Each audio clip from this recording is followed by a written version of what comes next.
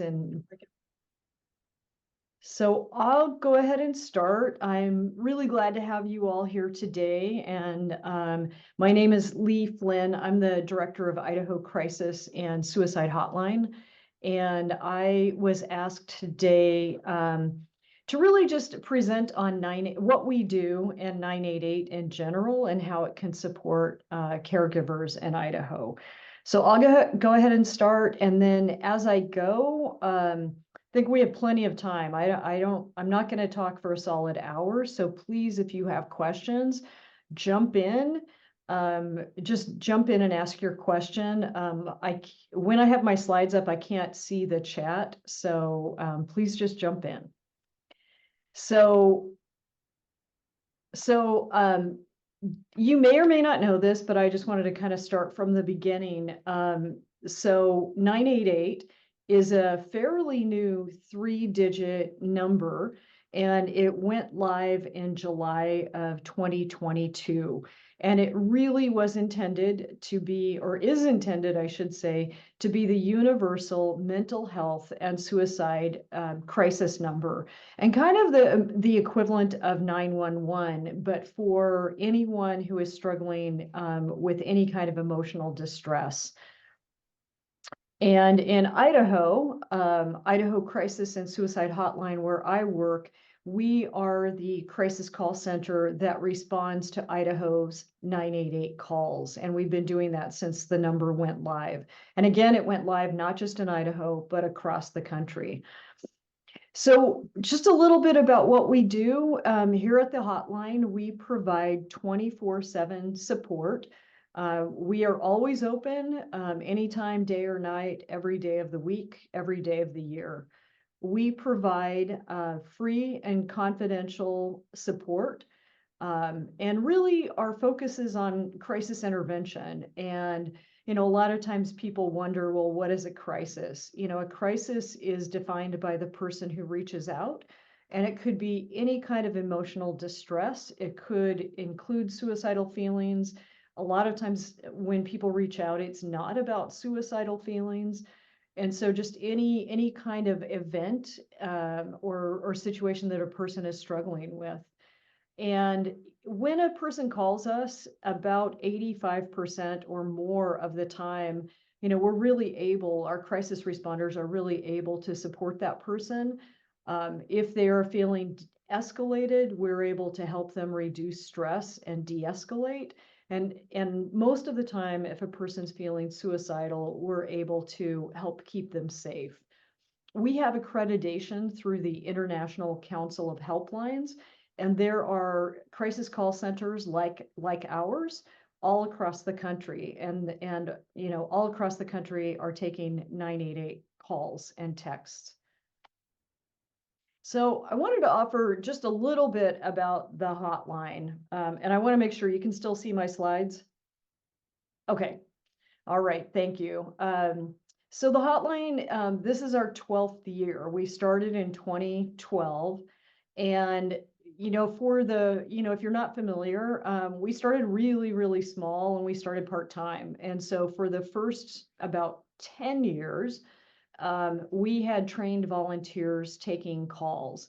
And in January of last year, we transitioned to an all-employee workforce.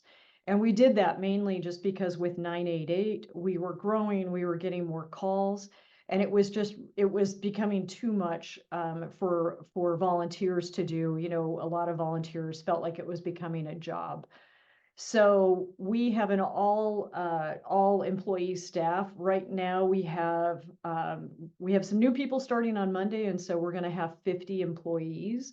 Most of those individuals are people that take calls and texts. Since we started, we've responded to over 136,000 crisis contacts. And right now we respond to about 2,000 contacts every month, sometimes a little more, sometimes a little less. And when I say crisis contacts, I mean combined phone calls, texts, and chats.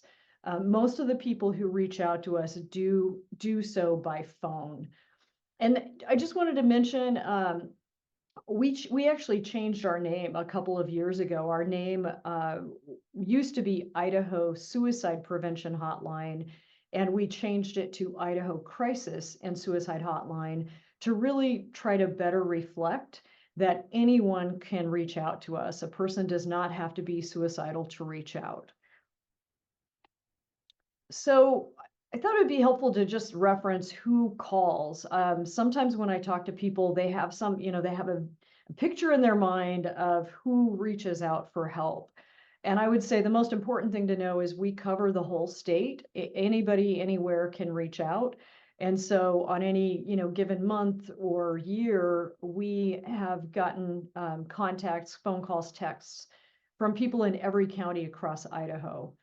And this surprises a lot of people, but individuals of all ages reach out. We don't always know the details of who's reaching out. We do ask some questions. It helps us to know where someone is calling from, so we know who we're supporting, and maybe areas that we're not hearing, from many people. But to our knowledge, our youngest caller was age 6, and that was a child that called with the help of his father, and he was feeling suicidal. And our oldest caller, to our knowledge, was 101 years old, and that was also a person feeling suicidal who was calling from a residential care facility. And people of all ages in between do reach out. And sometimes I talk to people and they say, oh, it'll be a good thing when you guys don't have to exist, when the Idaho Crisis and Suicide Hotline doesn't have to exist. And to that, I try to raise awareness and say, we're all human. At any given time, there are always going to be people in crisis because it's part of being human.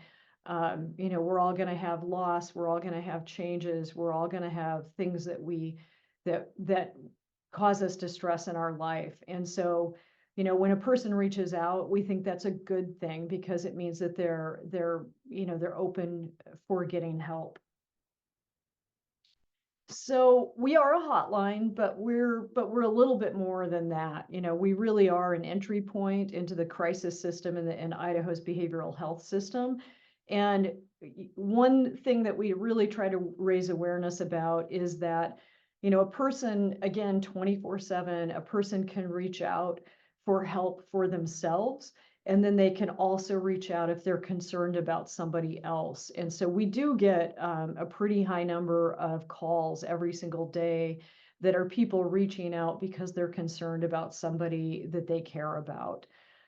We're a 24/7 support system for healthcare providers. If a person has a therapist or a counselor or a primary care physician, we hope people have those supports in place. And we are also an option, when a person is struggling on a weekend, in the middle of the night, when you can't get a hold of some of your other supports. And as I mentioned, we do provide emotional support for everyone, and that includes caregivers. So oftentimes people ask us, why do people reach out? And I just want to try to illustrate again the broad spectrum of reasons that people reach out to us. And, one of the primary reasons is individuals who are feeling suicidal. A second, probably the suicidal thoughts and mental health concerns are the main reasons, but there are a lot others, a lot more. Let me say that differently. There are a lot of other reasons as well. We do hear from a lot of people who are struggling with mental health concerns. We do not diagnose, we provide emotional support and crisis support.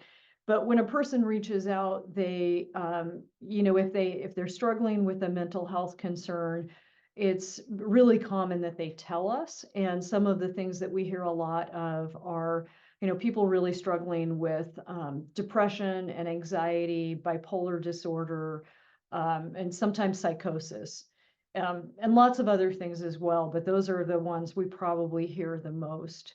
A lot of people reach out because of relationship issues, and by that, the biggest reasons are breakups, relationship breakups, or divorces. We hear from people struggling with addiction. We hear from people who have physical health challenges, a person who may have gotten a tough diagnosis, or, someone living with chronic pain, um, all sorts of grief and loss. And, just overall, we hear, from people who are trying to navigate a lot of stress in their lives. So if you haven't had a chance to dial 988, I encourage you to dial it so you can kind of hear for yourself what this sounds like. Routing goes through a national, it's a national routing system, but just want to kind of illustrate how this works. When a person calls 988, they will hear a greeting that says, "You've reached the 988 Suicide and Crisis Lifeline." And then there are three options. The first option is in Spanish, and that allows a person to press 2 to connect with a completely bilingual call center. And then another option is to press 1 to be routed to the Veterans Crisis Line. And then there's a fairly newer option, and that's press 3, and that will route someone to specialized support for LGBTQ youth and young adults. If a person does not select any of those options, then they will hear a prompt that says, or stay on the line to connect to the nearest crisis center in our network. And so when a person with an Idaho area code calls 988, this is the phone tree that they hear. And when they stay on the line, then they get routed to us here in Idaho. And I would say, again, the routing happens on a national level. And one of the things that I would offer that is not ideal is routing is done by area code. So every single day, like every 988 call center, we do get a fair amount of out-of-state callers. And typically it's a person who has an Idaho area code, and maybe now they live in Utah, or now they live in Florida. The flip side of that is, there's a lot of people in Idaho that have lived here for many, many years, but if they still have a phone that's connected with another area code, then those calls will be routed to the area code that their phone is linked to. So that's not ideal. That probably will change on the federal level in the coming year or two, hopefully. But for right now, that's how the routing happens. The most important thing, though, is that anytime, anyone, anytime, anywhere can dial or can call or text 988 and be connected with a live crisis responder. And so I just wanted to say a little bit about what happens when a person calls. When a person calls or texts, the person on our end who takes the call is called a crisis responder, and they receive training to really support a person in a variety of crises or reasons for emotional distress. And we really do, train our folks to listen to the person, to try to understand what they're going through. When a person reaches out to us, typically something happened that day or something happened in that moment that really prompted them to reach out. So we really do try to understand what is going on with that person, and then that helps inform us in how we might be able to support them. We really try to support the person to reduce their stress level and to keep them safe. If they're feeling suicidal, to really help keep that person safe. If a person is feeling suicidal, we will ask their consent. If we can ask them some questions to conduct a safety assessment. And again, that just helps us understand what they're going through, and it helps us be better prepared to offer support to them. When when a person, sometimes, not every time, but sometimes a person is looking for resources in their community, and we can also help with that. You know, a person might be struggling with depression, they might be going through a lot of grief, and they might be looking for, you know, supports in their community. So we can also help with that. I would say when a person, if a person calls us and we are not able to support them at the level that is, you know, that helps them really reduce stress or de-escalate, especially if they're feeling suicidal, we do work with other community supports to provide a higher level of support as needed. And specifically, the partners that we work the most closely with would be Idaho's crisis centers. There are 7 across the state, 7 adult crisis centers across the state, and now there are 4 youth crisis centers across the state. And those are great resources. If you don't know about those, and I don't have a slide on that, but if you don't know about those, you know, check that out, because those are resources that, you know, centers that anybody can walk into. They're no cost. You don't have to make an appointment, and they can be a great resource for any of us, or someone that we care about. We also work very closely with Idaho's mobile crisis teams, and there are teams across the state. Those resources are both good, and we're also highly aware that depending on where a person lives, there might not be a lot of community resources, but we will certainly stay with the person and get them the support that they need. So I want to talk now about just a little bit about caregiving. I'm guessing that a lot of people at this conference today are family caregivers or do have some kind of experience.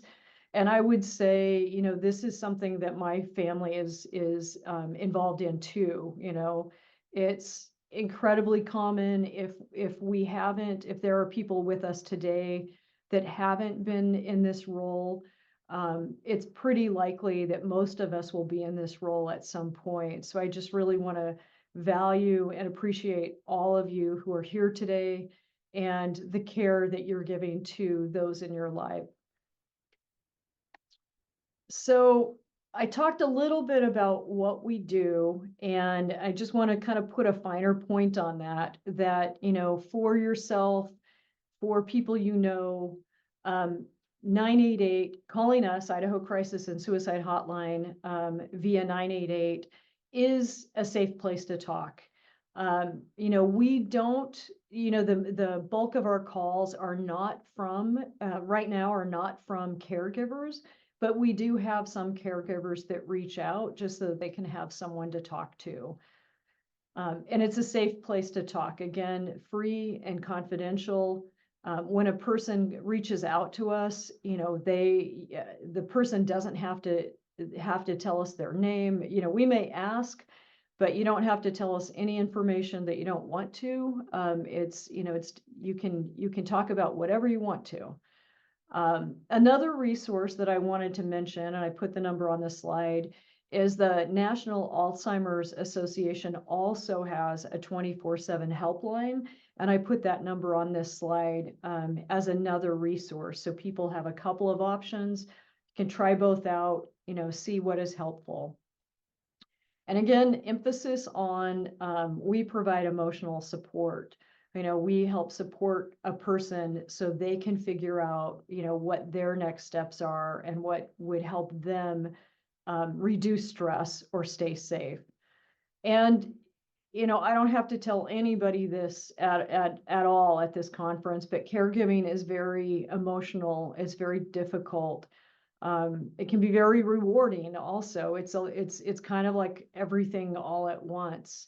And so, you know, I don't know if anybody's willing to share or not, but you know, just kind of wondering, like, if, you know, what kind of supports would be helpful, or what kind of supports do you find helpful? I'll just pause here if anybody wants to share.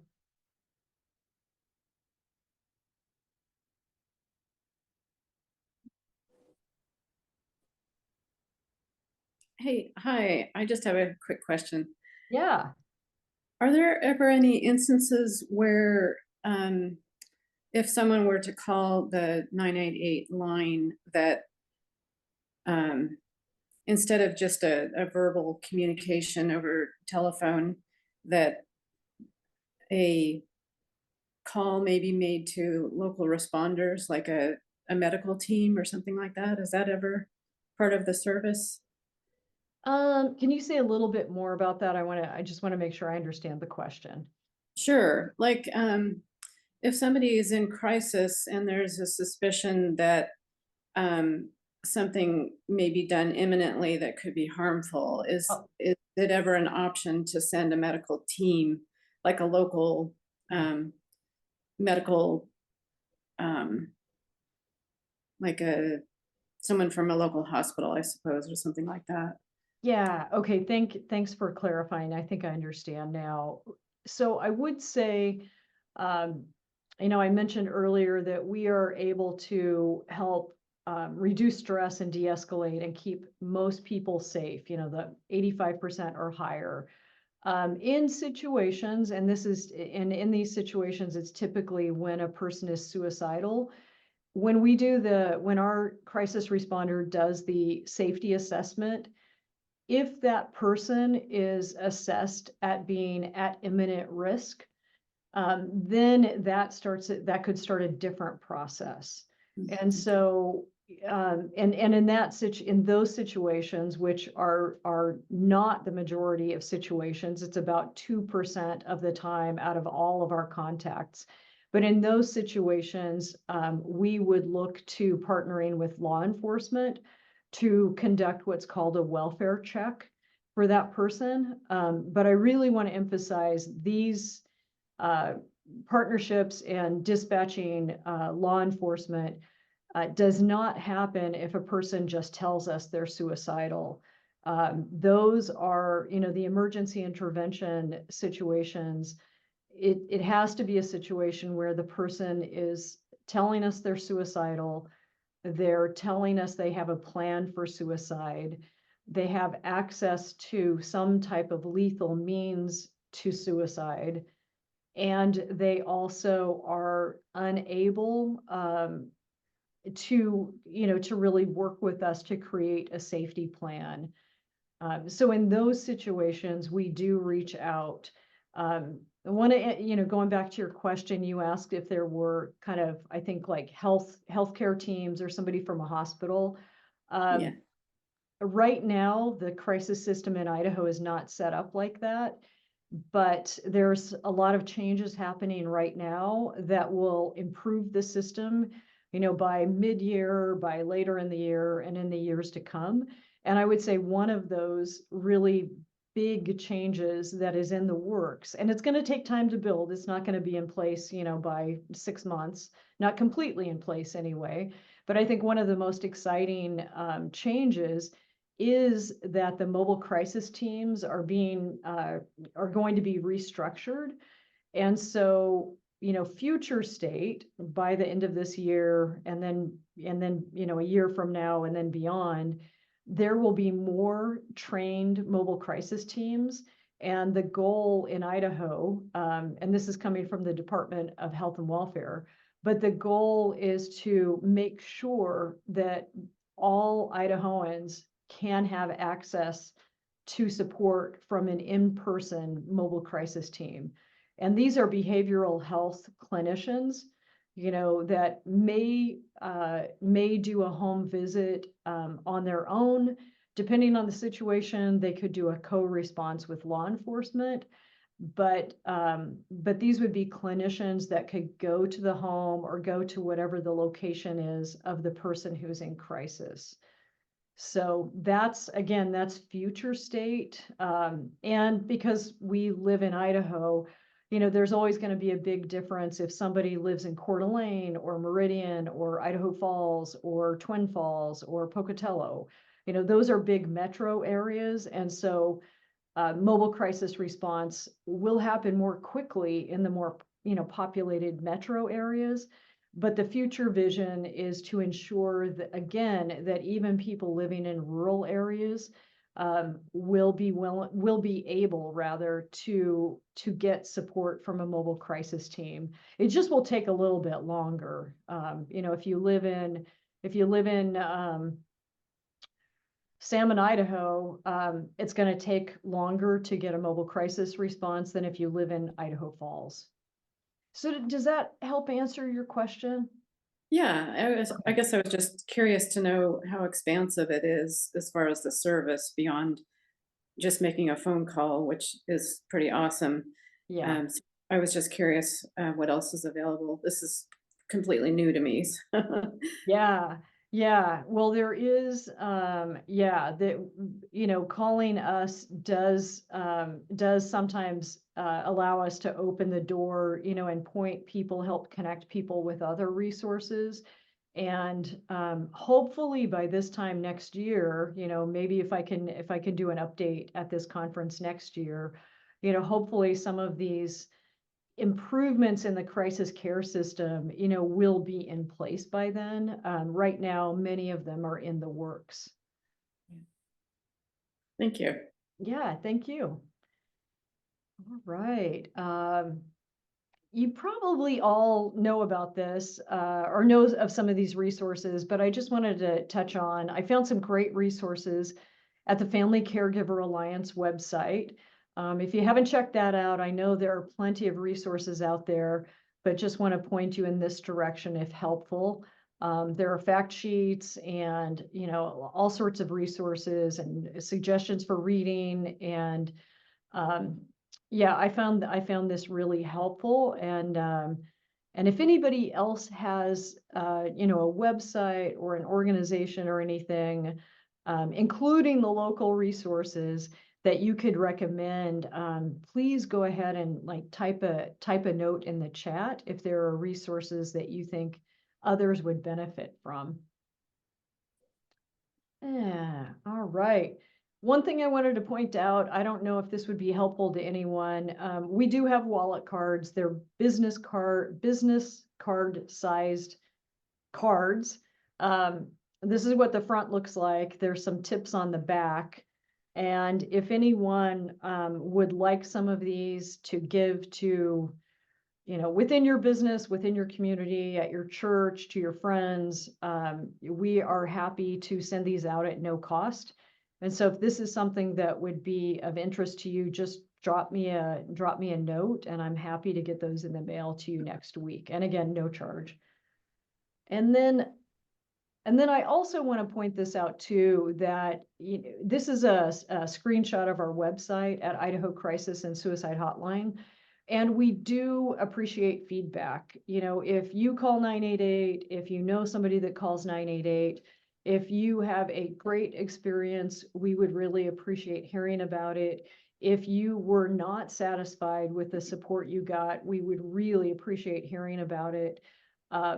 We always want to keep improving our support for individuals in Idaho, and really appreciate, just getting any kind of feedback that you may have. And I would say if you ever feel like, like the support you got wasn't exactly what you were looking for, do try calling back more than once. Different people answer the phones. And, some people might be more comfortable talking to an older person or a younger person or, so if you feel like you just didn't click or it just didn't, just wasn't what you were looking for, please let us know how that experience could be better. And please also feel free to call back again. You could call back right away, and the chances are highly likely that someone else on our end will pick up the phone. So again, feedback, we welcome that. And then I would be happy to answer any questions that you might have. And again, just want to thank you all for being here today and doing the care that you do for the people in your lives. It's a really tough job, and we just want to be here to support you if that's something that you would find helpful.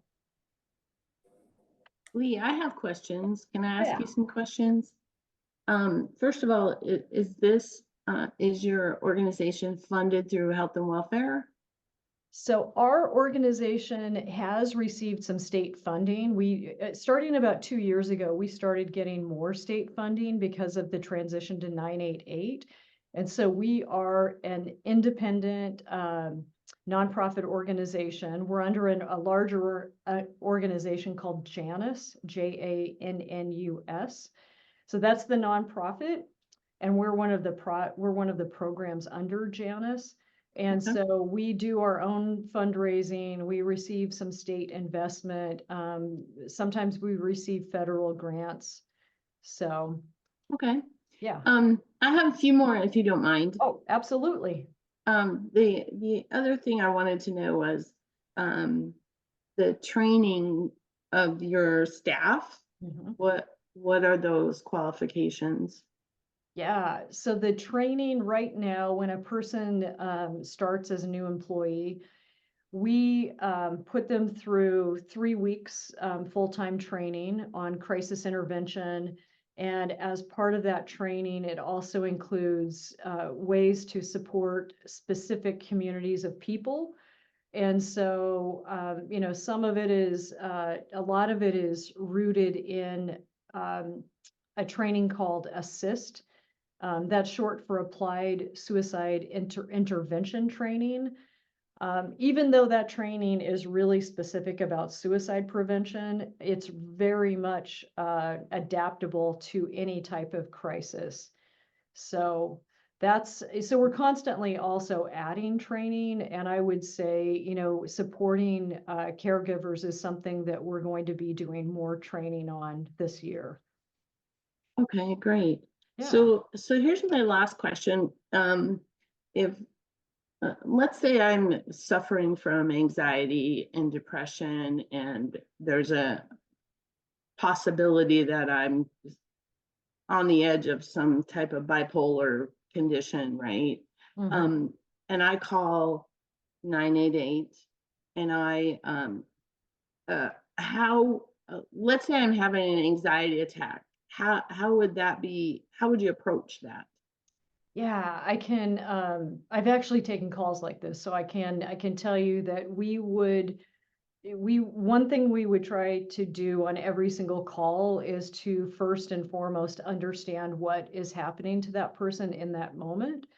And so, we would ask, if it wasn't obvious, we would ask, what's going on today? We would try to find out, did something happen today, or did something happen right before you called us? And then at that point, we would try to help the person reduce their stress. We would do a safety assessment. And then we would try to, really find out what their supports are. A lot of times when a person is in crisis, whether it's a suicidal crisis, it's an anxiety attack, um, or what have you, a lot of times a person can escalate quite quickly. And then just, they cannot see out of that situation. Right. And so by listening to that person and really supporting them to try to come up with ideas for what might work for themselves, that's a big part of our process. And It sounds really simple, and in some ways it's really simple. But a lot of it is, I can't emphasize enough that when a person is in crisis, sometimes it's like they have blinders on and they cannot see out of that crisis. And so, right. seemingly little things like listening to them, like asking them open-ended questions, asking them who are their supports, asking, in your example, if they're having an anxiety attack, we might ask something like, oh, you said this has happened before, when this has happened before, what's helped you get through it? Anything to try to take them out of those blinders. Yeah. I have a daughter who that has these conditions, this problem, and I would very much like her, because sometimes what she does is isolate herself. Yeah. And instead of reaching out for looking for support and looking for someone to just, talk to, she just keeps it all in. Yeah, And I mean, she's the kind of person, if I text her, I don't get a response for 3 or 4 days. If yeah, I call her, she may or may not answer the phone. And once in a while, she'll reach out to me. Um, but it's not often enough.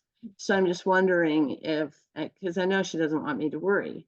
yeah. So I'm just wondering if she called 988, you could de-escalate her anxiety, and maybe also at this, would she be able to call it at any time, whenever she feels like this? She would be able to Absolutely. call multiple times. Absolutely. Yeah, this is actually a pretty common reason that people call. It's something we hear a lot of people struggling with anxiety of, whatever level. And Mhm. I'm glad you asked that. Yeah, a person can reach out as often as they need to or as often as they want to. Yeah, I like the fact that it's a kind of, she has somewhere to go where she doesn't have to rely on family support, because we're there, but that's not where she wants to go. Yeah. But then as far as like counseling and things like that, those cost money. And Yeah. when you're in your mid-20s, you don't have money for that kind of stuff. So um, I'm just thinking this might be a great source for her. She lives 3.5 hours away from me in Boise. I'm in Yeah. Pocatello. So it leaves you feeling pretty helpless when she won't reach Yeah. out. Yeah. So, um, Yeah, definitely share 988 with her. And it's also not uncommon. You probably know this, but it's also not uncommon that a person has supports and they just don't want to burden they don't want, mhm, they feel a lot of people feel like it's easier talking to somebody they don't know than it is talking to their family because they don't want to worry them. We yeah. hear that a lot too. And this was a great resource that I wasn't aware of. I am the information assistant supervisor with the Area Agency on Aging in Ah, Pocatello. okay. And Kara Christensen on here also. She's my second half, my partner. And we get a lot of calls where we often say, okay, you know what, we're counselors today. That's what Yeah. we're doing. So Yeah. this is a great resource for folks, especially as a 24/7 contact. I Yeah. appreciate it. Thank you. Oh, well, thank you. I really appreciate the questions. Yeah. And I would say also, Gina, if you would like some wallet cards, like we'd be happy Yes. to send some to you because a lot of people have heard of 988, but a lot of people haven't. And Yeah. one of the things that we're constantly trying to raise awareness about is a person does not have to be suicidal to call. We talk to people every single day about a variety of things. And, at the end of the day, a person can call if they feel in emotional distress and crisis. Yeah. That's defined by them, so yeah. I would love to have your wallet cards, and I actually wrote your email down Oh, okay. already. So I'll Oh, be sending you an email and asking if I can have some of those. And that's, that we is, do a constant outreach, yeah. to um, let folks know, about different resources in the community, and that would be a wonderful one to have. That would be really helpful. And I don't have the contact names for your counterparts across the state, but if there's somebody that you can email and, we'd love to send these wallet cards to um, in every community that you all are at, that would be really Yeah, cool. I can get that for you. No problem. All right. Well, thank you.